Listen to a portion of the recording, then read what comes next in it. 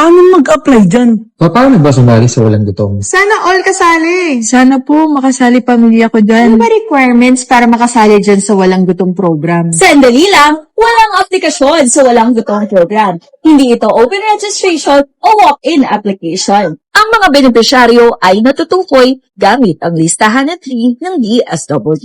Ito ay alinsunod sa Executive Order 867 Series of 2010 na nagtatakda ng pamantayan sa pagpili ng benepisyaryo para sa Social Protection Program tulad ng Walang Gutom Program. Upang masigurong ang mga benepisyaryo ay tunay na nangangailangan, ginagamit ang Walang Gutom Indicator Tool para suriin ang mga Pilipinong nasa listahan na 3 at alamin kung sila ay pasok sa kriteriya ng programa. Targeted ang beneficiaries ng programa. Ibig sabihin, nanggagaling lamang sila sa listahan na 3 ng DSWD at kabilang sa food poor category ayon sa pamantayan ng programa.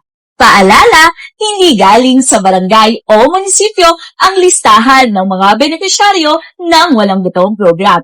DSWD mismo ang bumubuo ng listahan. Kaya tandaan, walang aplikasyon, walang pila, at walang bayad. Kung kayo ay kwalipikado, kayo ay makakatanggap ng abiso mula sa inyong lokal na pamahalaan.